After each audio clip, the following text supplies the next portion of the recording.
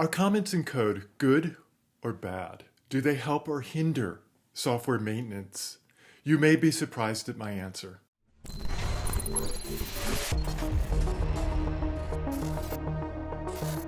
Hello world, I'm David Scott Bernstein. Sometimes I'll ask a colleague or even a student in a class if they think comments in code are a good thing or a bad thing. Some people laugh. Of course it's a good thing, they say. When I worked back in IBM in the 1980s, we had a programming standard that every line of code should be commented. To me, this really was overkill. If I have a line of code that says x++ semicolon, then I don't need a comment that says I am incrementing x here. It's redundant, and we don't like redundancy. Redundancy can show up in many forms, and a comment that says exactly what the code does is a form of redundancy. It drives us to read the comment rather than read the code, and we want our code itself to be expressive. I can assume my reader understands the basics of programming languages. Commenting every line of code often gets in the way. We would update the code, but sometimes we'd forget to update the comments, so the comments would be out of sync with the rest of the code. And a comment that lies is definitely worse than no comment at all. Let's distinguish between two different kinds of comments. I call them what comments and why comments. What comments describe what we're trying to accomplish in the code, and it's often best left omitted. Martin Fowler refers to what comments as a code smell, indicating that something might be wrong. Perhaps the programmer thought the comment was necessary because she felt the code wasn't clear enough on its own. It should be clear what a piece of software does, simply by referring to its name. Using intention-revealing names significantly reduces the need for what comments in code. Martin Fowler has a great test to see if his code is clear. I do this test myself. He writes code using intention-revealing names, and then, with his straightforward logic and clear code, what he'll do is write no comments, but give the code to his wife to read. Now, his wife is not a programmer, but if she can get the gist of what's going on by just reading the names and seeing the basic layout, then he considers his code clear and understandable. If she's completely confused and can't figure out what's going on, then he goes back and rewrites the code. I do this as well. My wife is not a programmer either, and if I give her code and she has no clue what's going on, I know I need to make it more expressive. Having code that's expressive means that anyone can read it without having to refer to the comments. Often when I write a method, I will rename it 4, 5, sometimes even 6 times or more as I'm writing it, because I'm getting really clear on what the code is doing exactly, and therefore what it should be called. As I refine what the API is doing, then I take that knowledge and bring it back into the code itself by changing the name and making it more intention revealing. And this really helps me keep track of what's going on in the code. It helps me also spot cohesion issues. If I have trouble naming a method, it's usually because I'm trying to do too much in the method, and I should break it out into multiple methods. Naming is one of the most difficult yet important activities in software development. It helps make our code clear to other people and clear to ourselves on what we're doing. Some what comments are valuable. APIs should be documented to express what they do so that we know how to use them properly.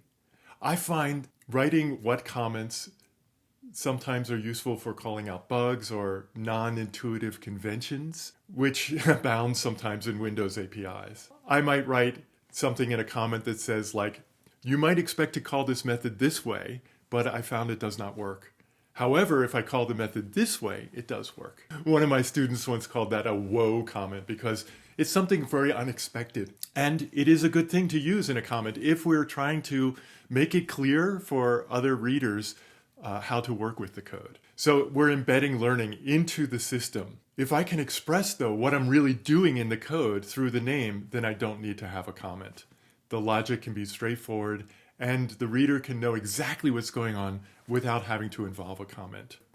There's another kind of comment as well, and I do believe these are very valuable. I call them why comments that describe why we're doing certain things.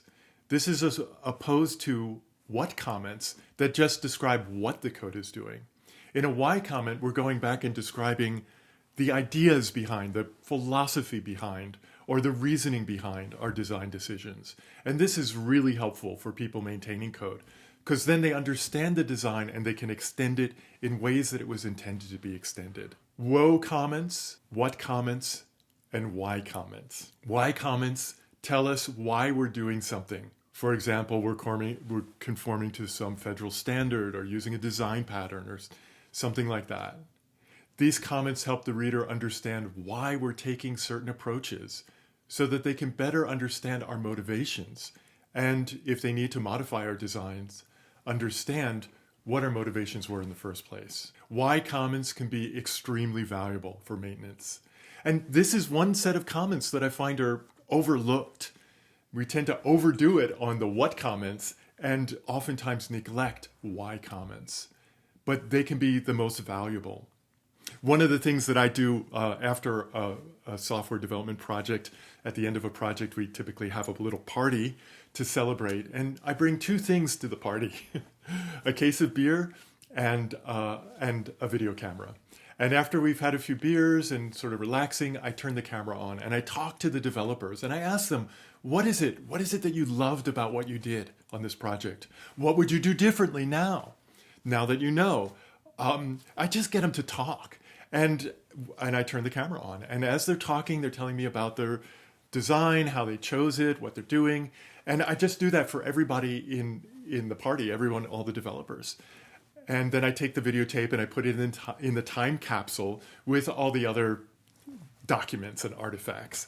And I was very surprised to find a couple of years later on one project, I got an email from someone, a developer who is maintaining a system that I did this with, thanking me for creating a video that really helped them understand what the design was all about. He said we were completely lost until we saw the video, and then we really understood the design so that we could come up with extensions to it that made sense. So that was free, right? It cost us nothing to turn the camera on and interview the developers. And yet it was one of the most important artifacts that the maintenance team had. So finding creative ways to really express what we're doing and why we're doing it can be really, really valuable. Often why comments are block comments that we put at the top of a class or a method to help us understand our motivation for the piece of code that we're working with. Or set a convention for handling a particular issue. I like why comments because they set the context for why I'm doing something. And it's more likely that people who maintain the code in the future will understand and use those conventions that I set up. What about your code? Is it always clear what's going on? Or do you have to write comments to the reader who will understand it? Let me know in the comments of this video. And your feedback is welcome. Check out the next video in the playlist too. See you there.